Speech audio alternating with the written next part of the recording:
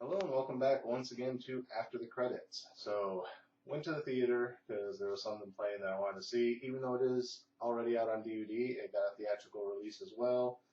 So I went to see it. And that is, in case you couldn't tell by the title card, as always, Batman the Killing Joke. This is another in the DC animated features that have been coming out. Most of them I own on DVD that I've collected over the years. So obviously I would be interested in seeing this one as well. What did I think of The Killing Joke? Well, I'm actually kind of torn on this one. Part of me likes it, part of me didn't like it. But the part of me that didn't like it only didn't like the first half of it. So for those of you who've never read The Killing Joke, it's basically the story of Batman and the Joker finally coming to a point where one of them has to give and you don't know which one it's going to be. It delves into the Joker's origins, how he was once a normal person and how he turned to his life of crime. Batman reaching the end of his rope with the Joker and coming to a realization that I'm going to end up having to kill this guy. It's going to be the only way to stop him, and I don't want to do that. And it just kind of plays out that whole thing. However, in the movie, they've managed to fit all that into 1 hour of the film, which is a 2-hour film. So what do they fill the rest with? A made-up story of Batgirl.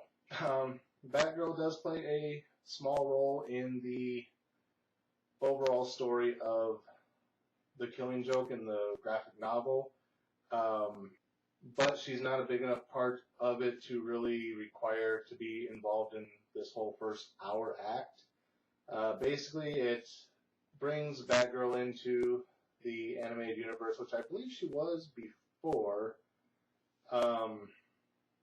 However, recently with like Batman Bad Blood, where they brought together the whole Bat family, Batgirl's not there until like the very end. She's just kind of starting to come into it.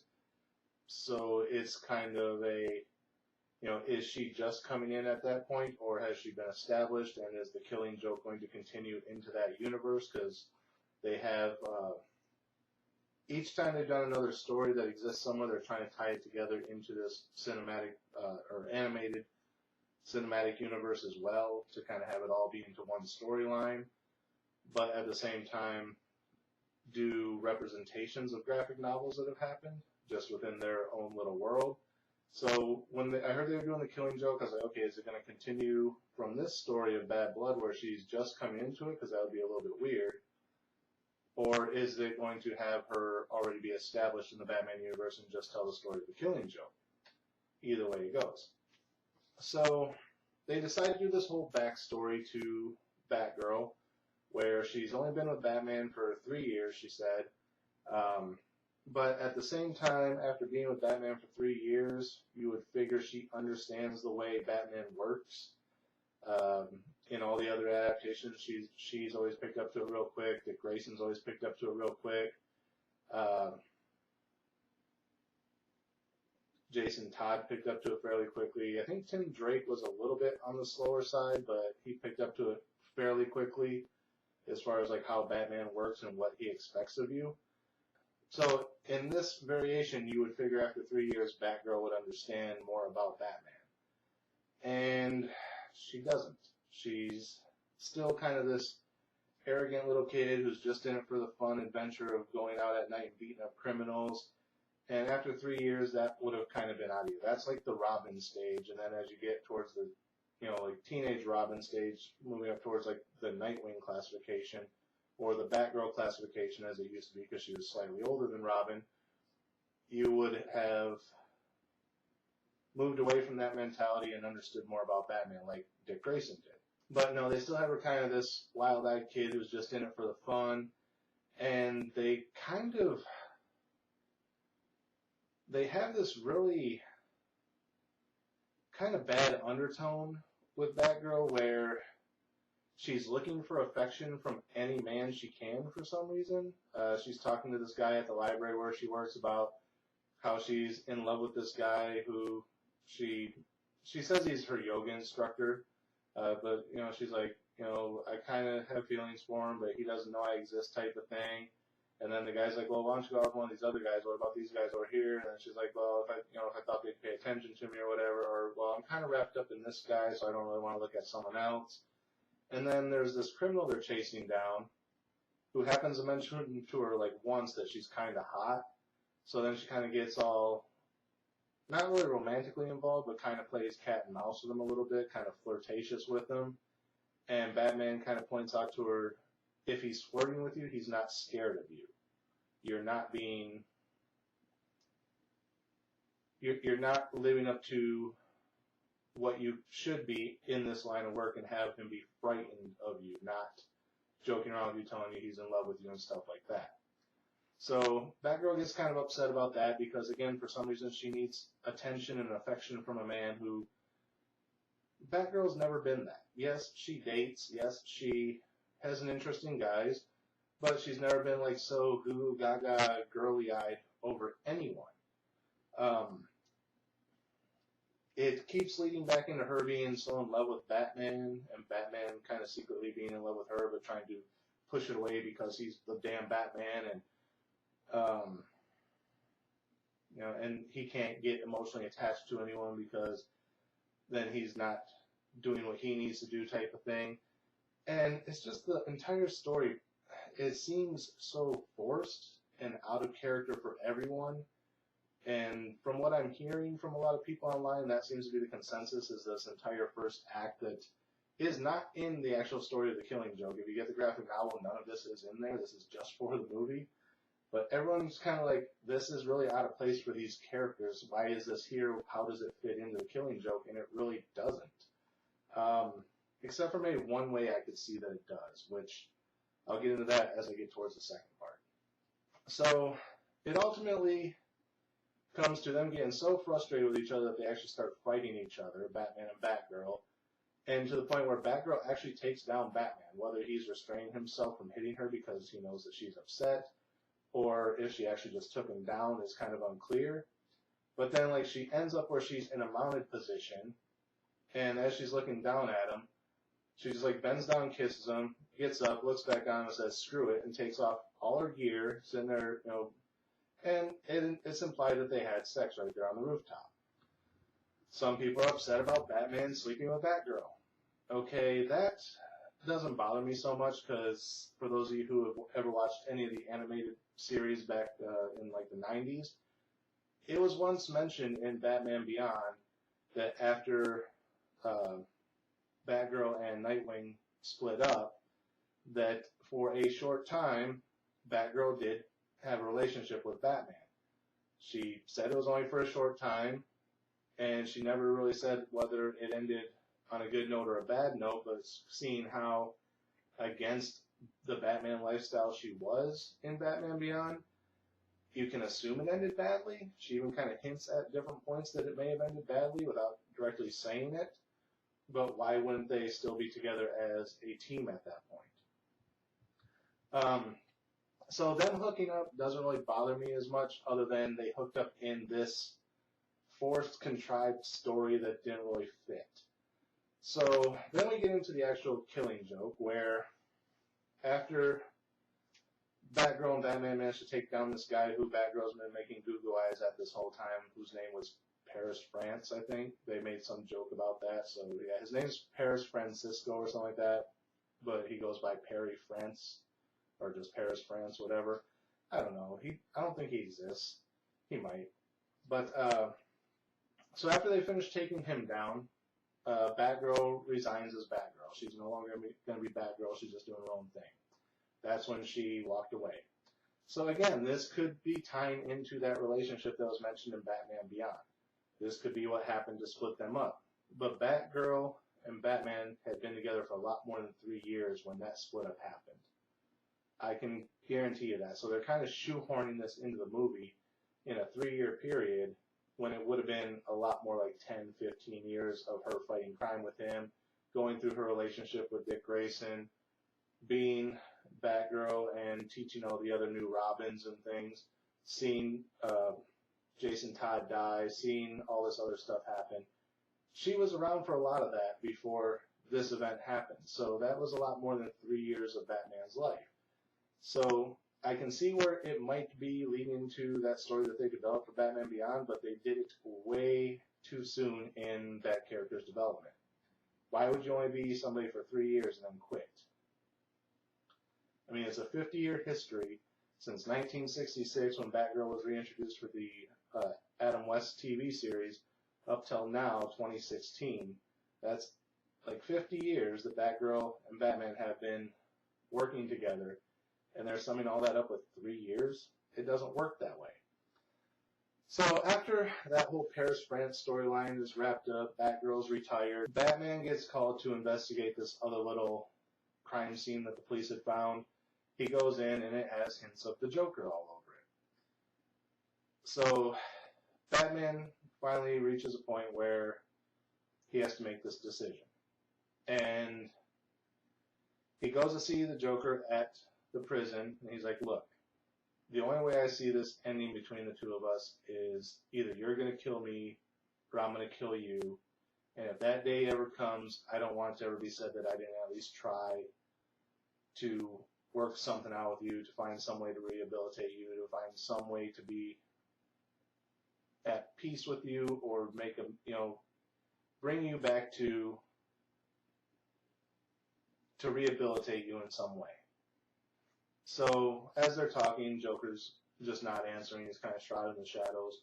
And Batman grabs him and pulls him in, and he realizes that some of the paint has wiped off. Joker's paint doesn't wipe off. His skin is bleached. So Batman realizes Joker's escaped. So he goes around trying to find out where Joker's at, trying to get information out of people who Joker would normally run with. And while he's out searching, Joker... Now, this is the point where you actually get into the actual graphic novel of The Killing Joke, in case I didn't mention that. This is where The Killing Joke actually starts, halfway through the movie. So, while Batman's out looking for him, Joker goes and visits Barbara Gordon, who is Batgirl, formerly, and the daughter of Police Chief Commissioner Gordon. So, he knows that they're going to be together that night. Barbara Gordon and Commissioner Gordon are having dinner together, whatever. So he shows up at Barbara's house, and as soon as Barbara opens the door thinking it's a friend of hers that's supposed to be coming over, there's the Joker holding a gun, shoots her point blank right above the waistline, and basically paralyzes her. This is the origin story of where she becomes Oracle, where she spends the next several years in a wheelchair, where eventually the birds of prey come from, and so on. So Police Chief Gordon tries to fight him off, but of course there's goons there that take him down and take him away. And the Joker's standing there with his camera, and he makes some comment about unfinished business there or something, so he'll catch up later. And it shows him unbutton Barbara's top button on her shirt. So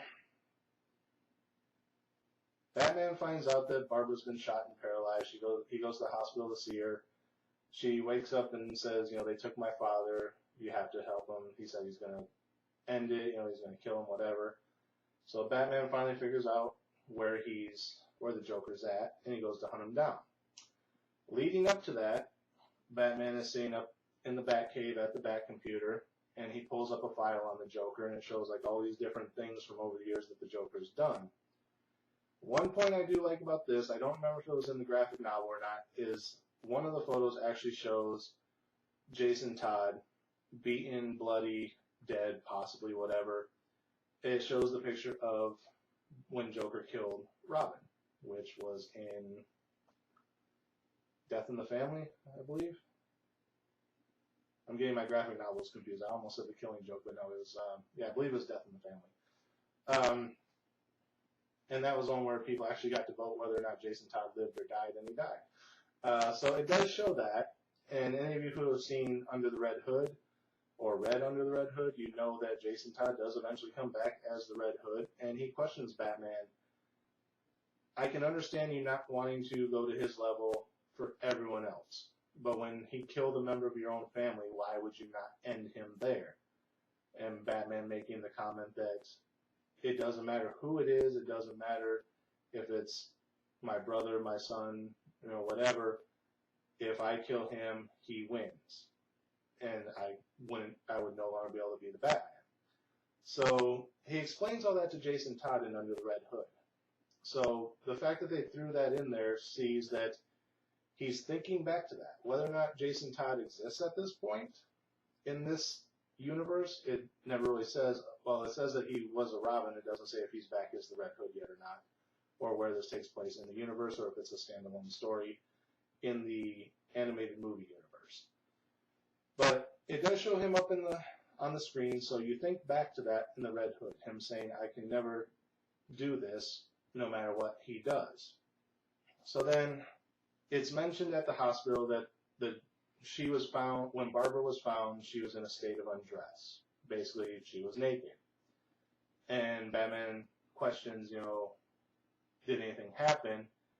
And they never really say whether or not something happened. He just kind of goes,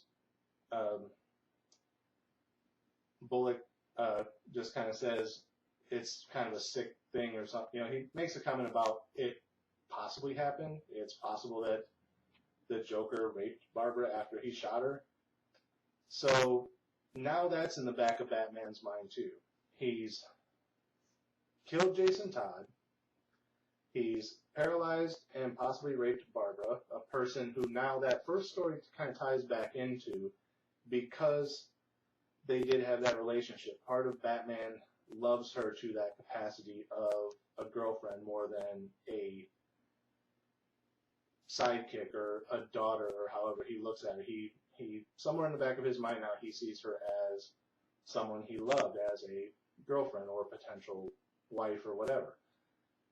So now that's where that whole backstory could kind of fit into helping twist Batman's psyche to where he's like, I have no choice now. He's made that choice. So he goes and he hunts down the Joker at this abandoned amusement park where he finds Commissioner Gordon. The Joker took pictures of Barbara naked and beaten and everything, and he's got them on display while Gordon's going through this ride, being forced to watch it all. And he thinks that it's going to cause Gordon to break to where Gordon will be like, screw the law, I'm going to kill you myself if Batman doesn't, type of thing. However, when Batman finally shows up and rescues Gordon, he says, I want him taken down. And Batman goes, I'm on it, but then Gordon goes, no, everything's got to be by the book. He goes, I want him to pay, but it has to be by the law. So Batman finally catches up with the Joker and confronts him, and he's like, look, you thought that by pushing someone to a certain limit that no matter who they were, they would eventually break. You didn't break Jim Gordon. He still wants me to take you down according to the law. So, again, Batman poses the question after a fight to the Joker that there's only two ways this can end. You killing me or me killing you. And again, I don't want it to be that I never tried any other option other than fighting you. He goes, let me get you help. Let me try and rehabilitate you. I'll devote the rest of my life away from crime fighting just specifically to help you if you're willing to let me do it. And as the movie's been going on, we have been seeing the Joker's backstory of how he was once a normal person, how he got to where he is. And he goes, so when Batman poses the question, he goes, honestly, I think it's far too late for me. And he has like a real somber, like real person moment where he's actually kind of sane for a moment. And he tells him a joke about these two criminals who they're running across the rooftop. One of them jumps from one rooftop to the other, and he makes it, and the other one says, I can't make that jump. And he goes, well, here, why don't I have a flashlight, I'll shine the beam across the gap, and you can walk across the beam. Kind of like a joke how you can walk across a beam of light, as opposed to like a scaffolding beam.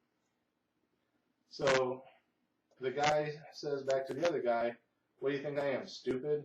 I'll get halfway across and you'll just turn the light off. So somewhere in that, Batman realizes that the Joker is telling him that even if I wanted your help, even if I agreed to let you help me, it wouldn't work. I'm too far gone. At some point, no matter how much you try and help me, at some point I would resort back to who I am, and this will never end. So at that point is when Batman's psyche kind of snaps, and he actually starts laughing, which is the one thing the Joker's always ever wanted, was to make Batman laugh, because he always says that Batman, no matter what he does to him, he never sees the punchline. He can never get Batman to laugh, and that's the one thing he's always wanted. So at this point, Batman kind of snaps and starts laughing. And the movie ends the same way the comic ends, with Batman reaching up and putting his hand on the Joker's neck, and kind of like, if he put his hand here and here, kind of like he's just kind of bracing himself on his shoulders, and they're both kind of laughing together. And then the Joker stops laughing, Batman continues laughing, then it's silent, and then it fades out. And in the last couple panels of the actual graphic novel, it plays out the same way. It shows laughter across it, and like the last two panels, the last three panels, the laughter's kind of fading out in the third one. And then the last two are just of the ground, because we pan down away from Batman so we can actually see what happened. It pans down to the ground, the laughter's kind of dying out. And the last two panels are just of the ground with no indication of speech bubbles, no indication of laughing, nothing, and then that's the end. And a lot of people just kind of figured that was where it ended. Batman took them in. And a while back, director Kevin Smith started his podcast, Batman on Batman, where he talks about everything Batman. And he actually had Grant Morrison, I believe is his name, the person who wrote the story of The Killing Joke. And he had him on the show talking about things. And he goes, well, I don't think anyone ever realized what actually happened in those last two panels. And Kevin says, well, what do you mean? And he goes, Batman killed the Joker. And even Kevin Smith, who had read the comic 100 times, was thrown back. He's like, what, really? He goes, yeah, didn't you ever notice how first it's full of laughter, then the laughter starts to die out, and then the last two panels are just blank? He said when Batman reached up to grab the Joker, he actually snapped his neck. And that's why the Joker stopped laughing. That was the killing joke. However, years later, DC retconned everything and made the Killing Joke part of their actual main universe instead of an Elseworld tale, like a multiverse tale like it used to be, to where the Joker could have died. But now that it's main universe and the Joker's still alive, well, how do you retcon out that? So it goes back to, well, he didn't actually kill him, he just kind of knocked him out and took him in or whatever. Did it by the book as Gordon recommended. So that's the way the movie ends, and that's the way the Killing Joke ends. And if you haven't read the graphic novel, I definitely recommend reading the graphic novel. If you want to watch this movie adaptation, it is mostly a shot-for-shot live, well, not live, but fully animated, like as if you took the comic book, opened it up, and all the characters started moving around the frames. That's how this movie plays out, except the entire story is wrapped up in the second half of the film. It's a 1 hour movie. They tried to stretch it out to 2 hours to make it a feature length, and we got that tripe with Batgirl being a doughy-eyed little girl. And that's the main thing that is being torn apart on the internet by people is, a lot of people are having issues with the love scene, but like I said, I don't mind the love scene. It's established that eventually they hook up. But the way Batgirl was portrayed leading up to that point is not the Batgirl we've all come to know and love. That's not who Batgirl is. That's not how her character's ever been. She's always been a very strong, feminine role model and not a, like I said, doughy-eyed little girl like that.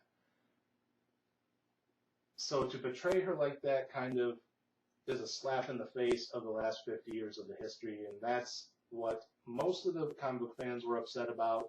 A few were kind of upset about, oh, they would never hook up, whatever, they've hooked up. I think it might actually be in some of the comics that they were together. So yeah, the whole first half could kind of take or leave. That can just be thrown out. After that story, if you get into the point where it starts involving the Joker finally, that is the Killing Joke, and that is the way the comic plays out, that's the way the movie plays out, and that is the better part of the movie. Like I said, that first part with Batgirl only leads into the fact that she was potentially raped can possibly be on top of what happened with Jason, even though he's already told Jason Todd, I couldn't kill him just for you. But now, not only has he killed one member of my family, now he's brutally attacked, paralyzed, and raped another member of my family. That's my breaking point. And that's the only reason I can see that they put that in, was to show those wheels spinning in Batman's psyche, where he's finally like, I have no choice but to kill him. I can't let it go on any further.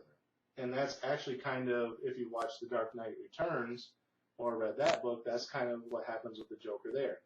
They're now 60, 70 years old, and Batman's just like, you know what, I've had it. I'm done dealing with you, Joker. You're going to die. And I mean, it's to the point where in The Dark Knight Returns, he throws damn Batarang into the Joker's eye, and the Joker's kind of like thrown back by it. He's like, are you freaking crazy?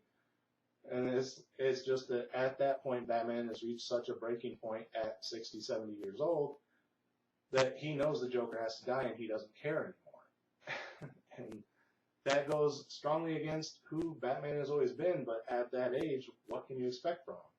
Here, it's bringing that in a little bit earlier, when he's still like in his late 30s, early 40s, because of things that have happened. So yeah, what would I give it as far as a star rating? If it had only been the Killing Joke and not the other tripe, I probably would have gave it a solid 4, maybe 4.5, actually, because you had to deal with that other part first. Even like as I'm watching that, I'm like, this wasn't in the Killing Joke. What is this? When are we going to get to the interaction with the Joker? You know, if you're going to have more of the story, emphasize more on the Joker's past, or the 3 Batman, Batgirl, and the Joker. You know, emphasis on all that, not on this crap with Batgirl.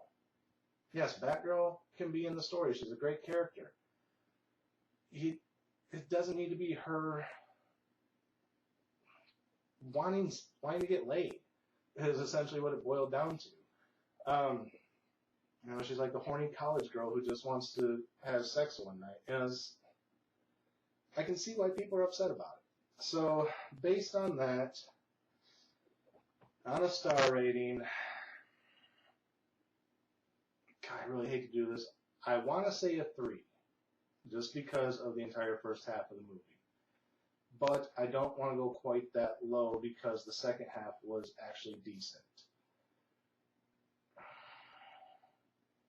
I want to say a 3.5, but I'm really torn on it. The first half of the movie, I would give like a 2. The second half of the movie, I would give a 4. So I guess I'm going to have to average to a 3, even though I would like to go slightly higher, because it's not just a middle-of-the-road movie. It is actually a decent movie. I just can't fight that first half, so it's a 3. Sorry. I understand why you guys put that in there. I understand what you were trying to establish with it. It just didn't fit who we fans have come to understand as Batgirl.